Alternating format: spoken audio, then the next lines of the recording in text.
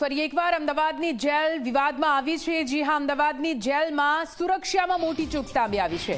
સાબરમતી જેલના high security ઝોનમાંથી mobile મળી આવ્યો છે। કુખ્યાત કેદી પાસેથી આઈફોન અને કીપેડ ફોન મળી આવ્યો। જે બેરેકમાં વિશાલ ગોસ્વામી રહેતો હતો ત્યાંથી આ ફોન મળી આવ્યો છે। જે બાદ અનેક સવાલ ઉઠી રહ્યા છે। ફાયરિંગ, લૂંટ અને ખંડણીના ગુનાનો આરોપી છે વિશાલ ગોસ્વામી।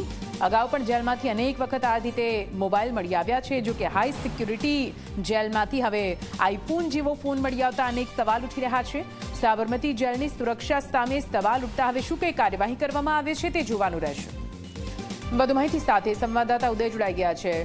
ઉદય, આ મોટી ચૂક કહેવાય કે સાબરમતી જેલ જેવી મોટી જેલ જ્યાં કુખ્યાત ગુનેગારોને રાખવામાં આવે છે, હાઈ સિક્યુરિટી બેરેકમાંથી મોબાઈલ મળી આવે છે। વારંવાર બનતી આ ઘટના, સવાલ ઉઠવા સ્વાભાવિક। ઉદય, સામાન્ય બની રહેતું હોય છે અને ગંભીર પણ કહી શકાય, પરંતુ આ વખતે જે છે વિશાલ ગોસ્વામી પાસેથી મોબાઈલ મળી આવ્યો છે અતિ ગંભીર કહી શકાય। કારણ કે વિશાલ ગોસ્વામી જે છે એ ખરણી માંગવાનો જે છે માસ્ટર માઇન્ડ છે। ભૂતકાળની અંદર અમદાવાદના વેપારીઓ, સોના ચાંદીના જ્વેલર્સના માલિકો એનું હત્યા કરી, ફાયરિંગ કરી અને અનેક વખત લૂંટ પણ ચલાવી ચૂક્યો છે અને ફોન તરફે ફોન કરી અને ખરણી પણ કરોડ રૂપિયાની માંગી ચૂક્યો છે। જો આવા કુખ્યાત ગુનેગાર પાસેથી ફોન મળી આવે છે કહી શકાય કે અતિમાં અતિ જે છે એ ચૂક કહી શકાય, ગંભીર બેદરકારી પણ કહી શકાય। કારણ કે જે પ્રમાણે વિશાલ ગોસ્વામીનો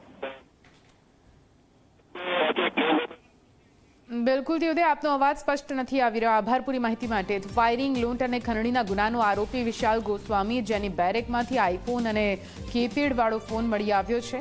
અગાઉ પણ આ રીતે સાબરમતી જેલમાંથી અનેક વખત મોબાઈલ મળી આવ્યા છે, જે બતાવી રહ્યા છે કે આખરે કેટલી મોટી અને ગંભીર આ ચૂક હાઈ સિક્યુરિટી ઝોનમાંથી મોબાઈલ મળવા।